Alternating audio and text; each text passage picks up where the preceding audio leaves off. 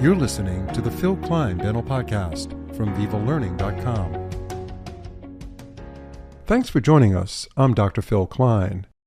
Many of us are using bulk fill composite and universal adhesives for our direct restorative procedures.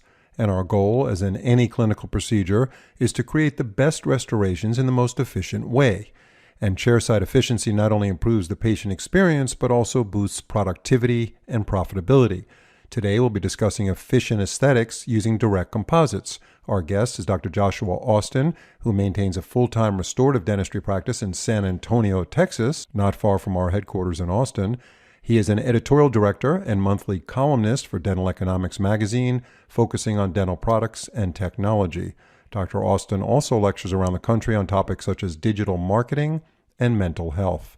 Before we get started, I would like to mention that Dr. Austin's webinar titled Faster, Better, More Profitable, Bulk Fill Composite is the Way is now available as an on-demand webinar on VivaLearning.com. Simply type in the search field Austin, A-U-S-T-I-N, and you'll see it. If you're doing a lot of direct restorative using composite resin, I certainly recommend this webinar. Dr. Austin, it's a pleasure to have you on the show. Good to see you again, Dr. Klein. So we're certainly talking about a topic that's very important right now because so many dentists are using composites for their direct restorative procedures, but there is an opinion difference among dentists about whether traditional incremental fill placement technique is the right way to go or bulk fill. So what's your feeling about that? Yeah, posterior composite really is the bane of my existence. It's by far the procedure I do the most in my practice. There's a study done by the ADA Health Policy Institute that shows that 3 out of every 4 restorations done in this country are direct restorations, and of those 90-something% are resin composite. So we know it's the most common procedure in the office, but it's also the least profitable procedure I do. It gives me the most headaches. It's the most post-operative issues that I have are with direct composites, specifically in the posterior. When we look at incremental fill composites, is that every time we place an increment, there's a risk of something going bad.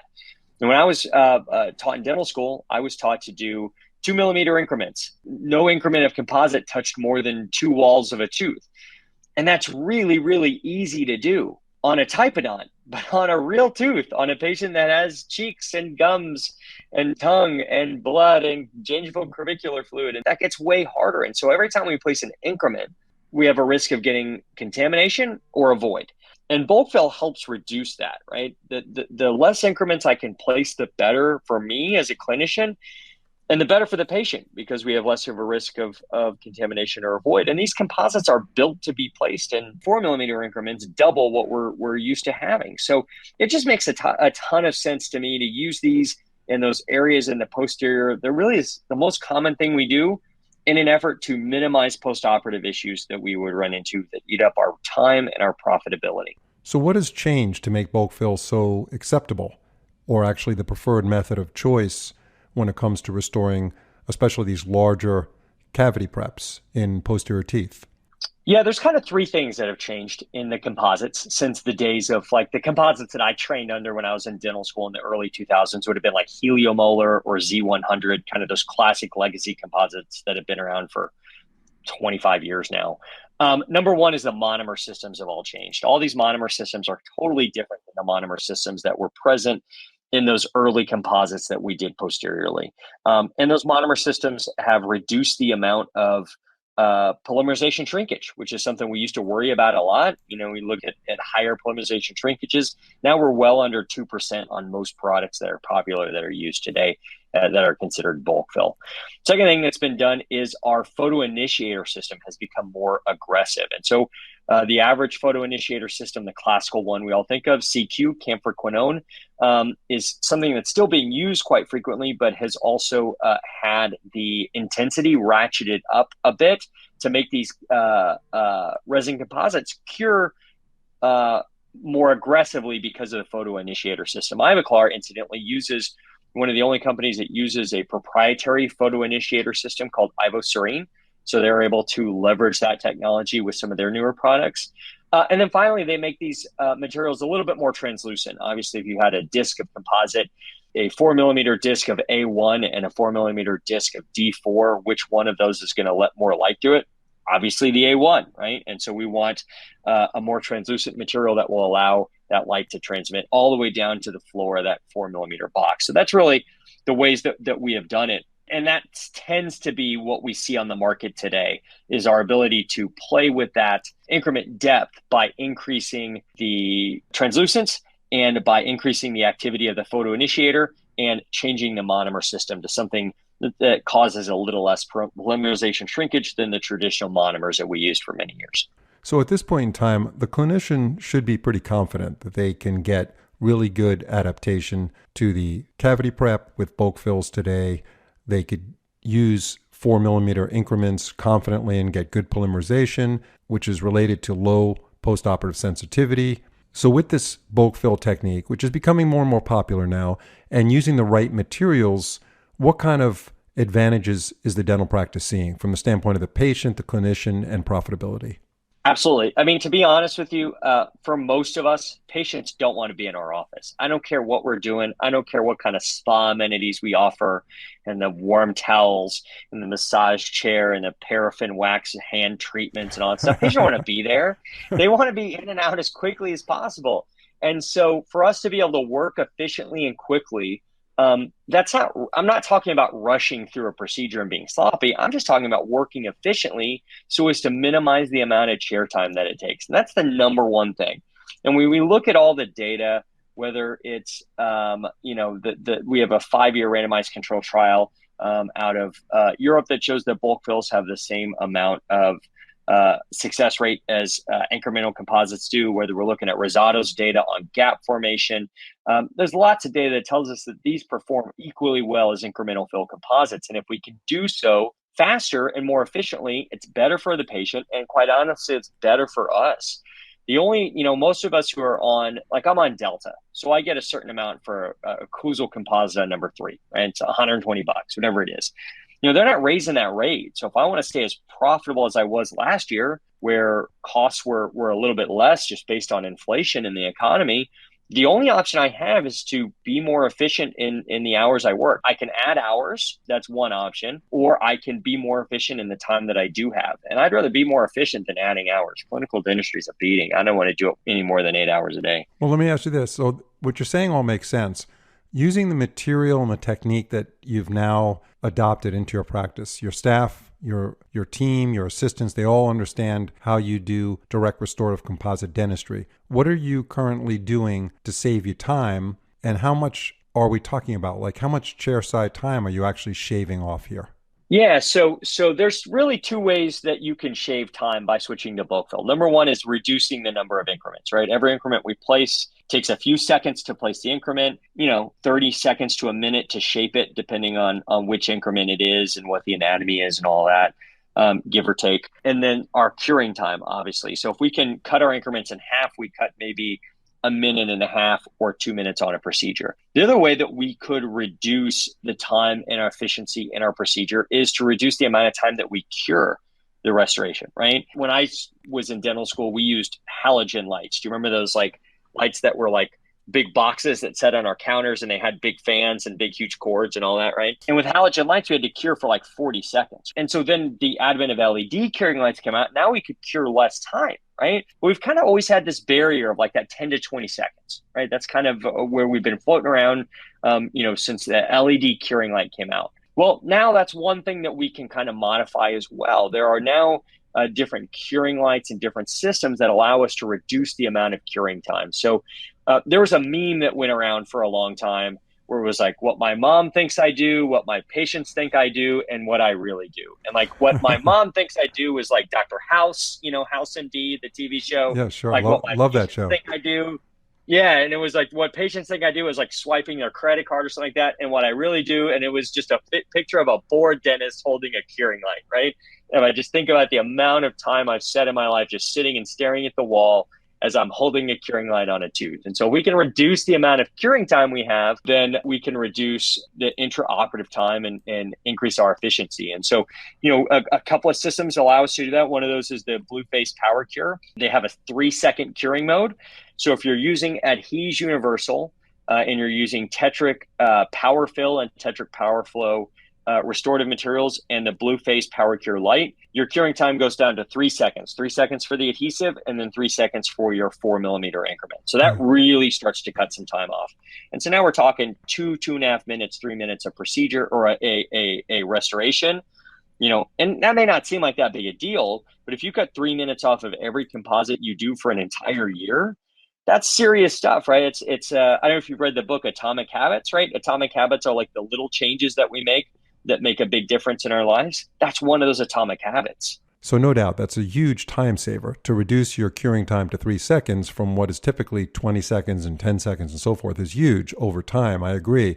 Now, there is something that our listeners should know, that in order to get that 3-second cure, you need to use the blue phase power cure light with the composite materials that are part of the Aviclar system, which is the Tetric Power Fill and the Tetric Power Flow. Exactly. Yeah.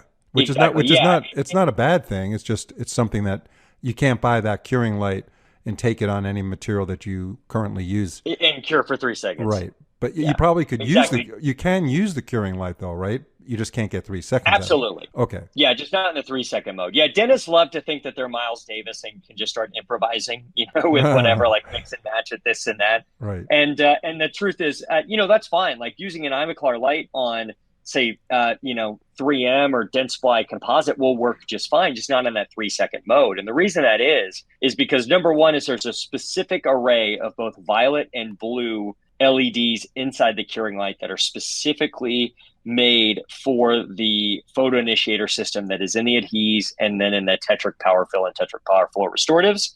And in addition to that, there's a special monomer system inside those adhesives and that restorative material that is specifically made to be cured at 3 seconds at this very specific wavelength. So it's a system that's made to go together. Just out of curiosity, did you switch over to this system because of the time savings? Or what was the main impetus for your decision to use this as your go-to restorative material? Yeah, so, when you try something like this, it's like, okay, well, would I consider switching to a 3-second cure system like this if I hated the way the material handled? Obviously not, because then I don't know as if I'd save all that much time. I'd spend more time trying to shape the composite than I would saving the curing time. So it's got to be kind of all of it together. I like the way it looks. The Tetric Power Fill and Tetric Power Flow tend to opacify very well. So both fill materials in the beginning used to be pretty translucent. So if you had any darkness underneath it, the restorations would look gray when you were done. And these opacify pretty well. So they look really good. The second thing is I do like the way it handles. It handles well. It's nice and creamy. It's not hard and waxy. And so it just handles well to my taste. And so I'm able to shape efficiently and then add that on top of the curing efficiency. And it's one of my routine go-to systems. I usually keep a few different composite systems in my office for different indications. And this is one that would oftentimes be one that I would pick up. So when it comes to direct restorative composite, many dentists use paste systems. They also use flowable systems. At this point in time, do we need both in our practice? Yeah, I think back to dental school, and I remember my dental school operative professor, my junior year of dental school. His name was Dave Overton. He's since passed away, but he was a tremendous educator.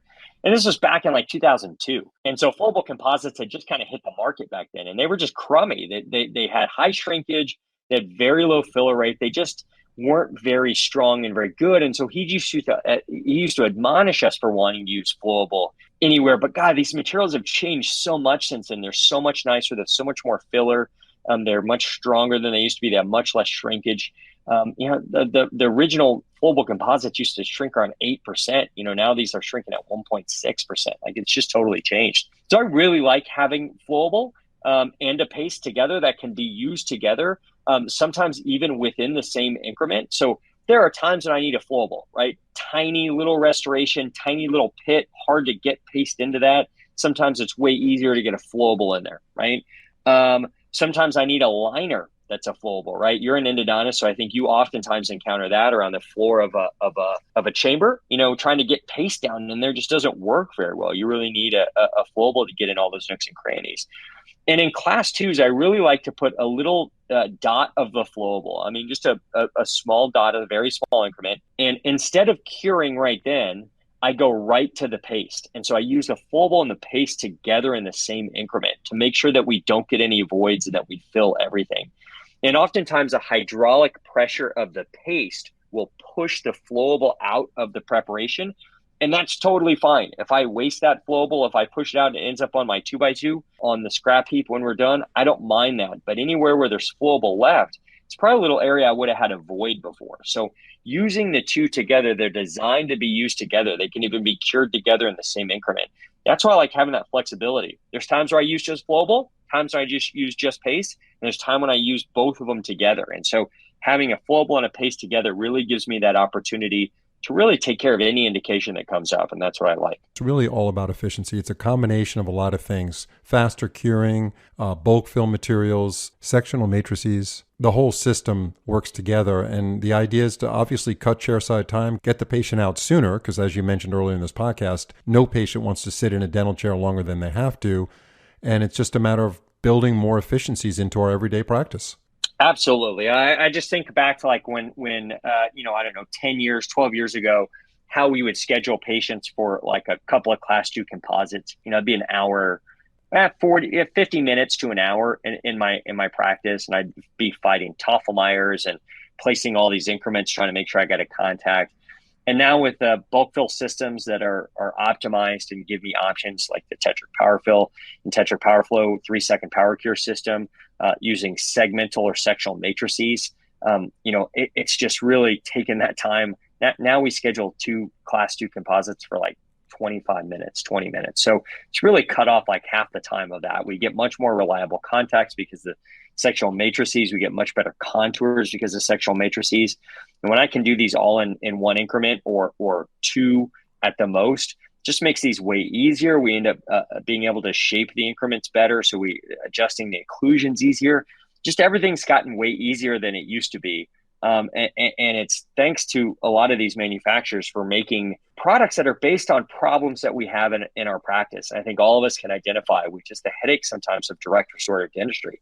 It's hard. It's not easy. And so I'm glad that we have companies that are working to make our lives easier, because there's a lot of other things in our lives that make it hard. All right, Dr. Austin, pleasure to have you on the show. Thank you very much. We know how busy you are. Thanks for your time, and look forward to having you on future podcasts. Thank you. Have a good one. If you've been enjoying our podcast, we'd love to hear your thoughts and feedback by leaving a review on your favorite podcast platform, whether it's Spotify, Apple, Google, or any other platform you listen on. Leaving a review is a fantastic way to support us and help others discover our show. Thanks for listening. See you next time.